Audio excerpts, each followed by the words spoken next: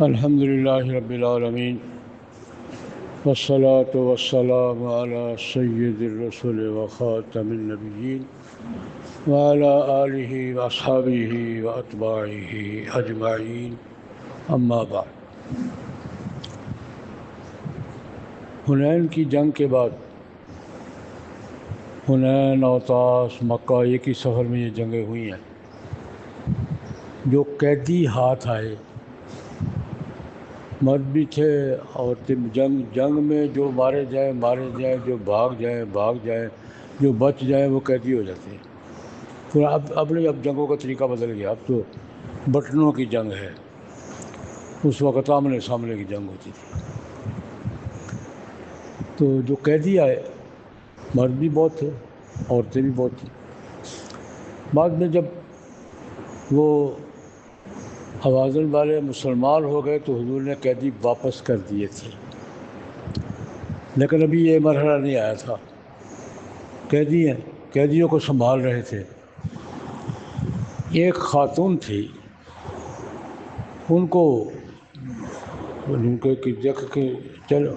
دیکھنا بھائی، میں ہوش سے میرے ساتھ بات کرنا، میں تمہاری پھوپھی ہوں، میں سارے مسلمانوں کی پھوپھی ہوں۔ کب پھوپھی؟ حضور کی کوئی بہن تھی؟ نبی کی کوئی بہن تھی؟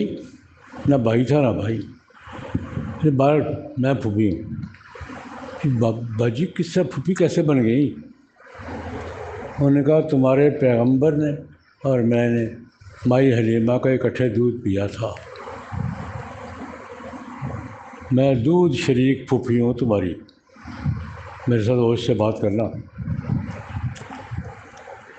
وہ نے پروٹوکول دیا کہ پھوپھی ہے، پھوپھیوں کو اپنا پروٹوکول ہوتا ہے، کیونکہ میں نے اور آپ کے پیغمبر حضرت محمد صلی اللہ علیہ وسلم نے مائی حلیمہ کا ایک ہی دور میں دودھ پیا تھا، ہم بہن بھائی ہیں۔ وہ ان کو لے کر حضور کے پاس گئے۔ اب زمانہ گزر گیا، کہاں دودھ پیا تھا، کہاں اب فتح مکہ کے بعد کی بات ہے، درمیان میں 60 سال گزر گئے۔ کہتے کہ مجھے پہچانا ہے؟ فرمایا یاد نہیں پڑتا۔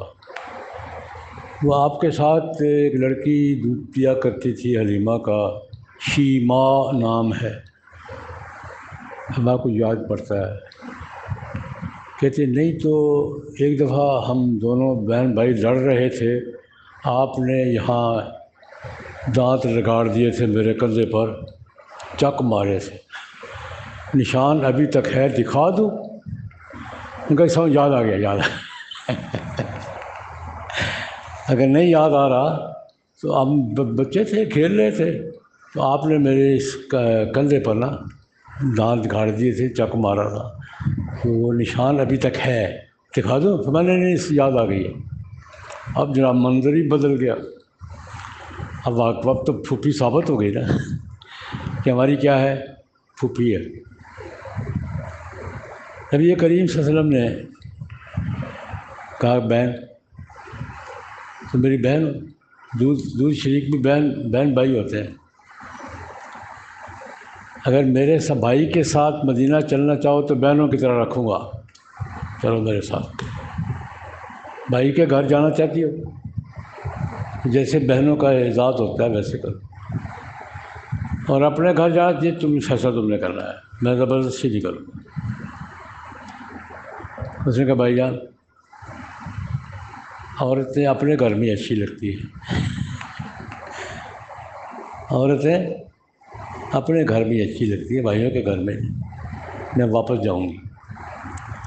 نبی کریم صلی اللہ علیہ وسلم نے پورے اعزاز کے ساتھ پوری کار ساتھ دی، جا کر میری بہن کو اس کے گھر پہنچا کے آؤ، دستہ دیا، 3-4 اونٹ سامان کے دیے، کھجوریں، پیسے، ویسے جیسے بہنوں کو رخصت کیا جاتا ہے، جیسے دیر سے بہن گھر آئے، جیسے بہنوں کو رخصت کیا جاتا ہے، حضور نے بہن کو دے دلا کے عزت کے ساتھ رخصت کیا، اور وہ اپنے یہ شیما ہماری پھوپھی جان ہیں، حضرت شیمہ رضی اللہ تعالی عنہا، یہ حضور کی بچپن کی بہن تھی، ساتھی تھی۔